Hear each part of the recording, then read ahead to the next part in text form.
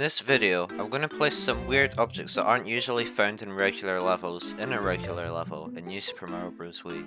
If you're not really sure what I mean by these weird objects, I'm talking about the objects you can find within stages that aren't actual levels, such as the toad houses and enemy ambushes. Let's start off with the cannon from the 1-up minigame. We can hop into it just as usual and use the Wii remote to tilt it, but if we fire Mario out of it, yeah, he's not coming back, is he? We're kind of soft locked here, but luckily we can bring up the pause menu to exit the level. But let's see what happens if we let the timer run out. The time's up message appears, but I mean, it's not kicking us out of the level. The music still plays. Heck, we can still bring up the pause menu and leave if we want. This is so weird. But what if you didn't want to get soft locked? Well, there should be a way. You see, in the Toad House minigame, there's a special object called a controller which actually manages how the minigame works. This is what allows the minigame to end when Mario's fired off screen, showing how many 1-ups he's collected. Let's try putting this into 1-1. Why can't I move? Oh, there we go. Seems like the dialogue box that normally appears at the start of a minigame is invisible. Let's fire Mario and... there we go. I hear the little jingle that plays when you don't collect any 1-ups in the minigame, and we can safely leave the level. It also counts as a clear. As we're on the topic of the 1-up minigame, why not spawn in some of the 1-up balloons? Unfortunately, we can't just run into them to collect them, so let's bring back the cannon. Alright, and... oh, they've got physics. I guess I'm gonna have to put them in some tracks then. Oh yeah, now that's satisfying. Let's try out the warp cannon that takes you to a further world. Let's see if it works.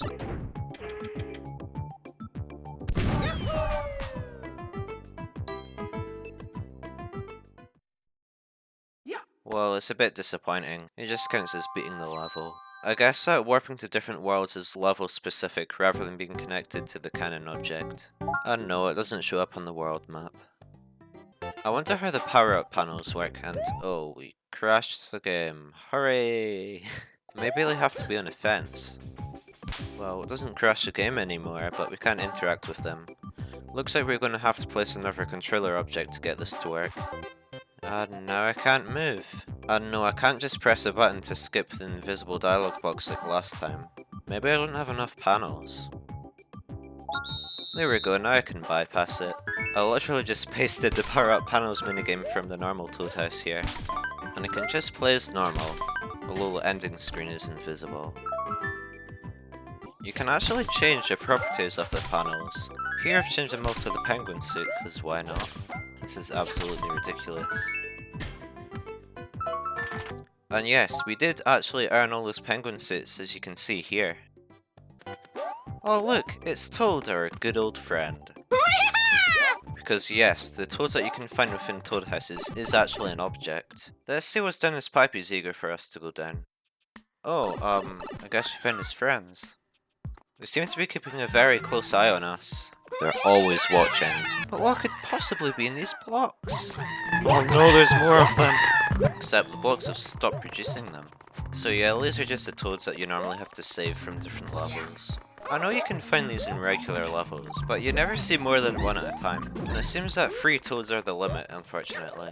But I suppose that makes sense, since you can only have 4 players at a time normally, and these toads are essentially fake players. Oh man, look at all of them coming at the pipes.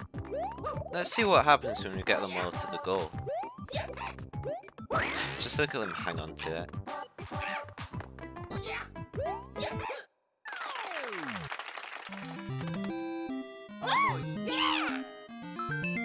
Oh nice, we're getting 9 1-ups.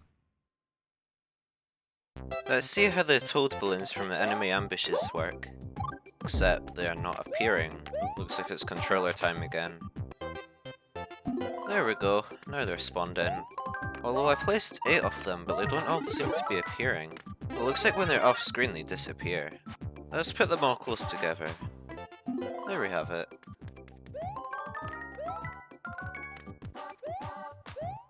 And collecting them all makes the chest appear, just like in the normal enemy ambushes. Now I did have to manually put that chest there, but as you can see it is all working fine. I tried placing more than the usual 8 balloons, however nothing exciting happened. It still finishes up when you collect 8, not when collecting all of them. By the way, the chest doesn't have to be triggered by collecting all the toad balloons. You can also just place them in like any other object.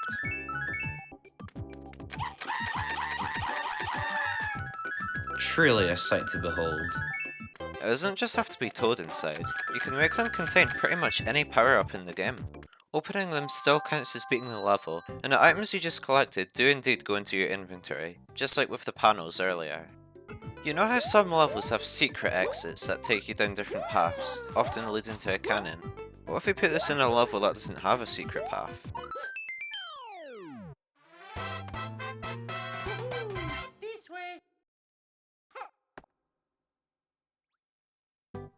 Well, we've beaten the level, but it doesn't go onwards. It's probably trying to open up a path that doesn't exist, so we just get blocked off here. And now it's time for the final object. And let's end it off the same way the game does, with literally the credits. Because believe it or not, the credits are an object.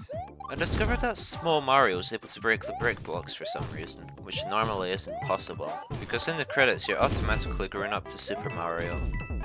Each row of the credits seems to spawn in where the camera is, so if you run across a level you can mess up how the credits look. In the normal credits you're unable to do this because the camera is usually fixed. This also works vertically, so you can clip the rows into each other, causing a weird glitchy effect. The enemies can also interact with the credit bricks. As you can see, they don't just fall through it, they can actually walk and bounce off it. And that's going to be it for this video. I hope you enjoyed seeing me mess about with these objects. It was pretty fun to do this. Perhaps I'll do a part 2 if people enjoyed this video, since there are a lot more objects I haven't experimented with yet. Until next time, thanks for watching.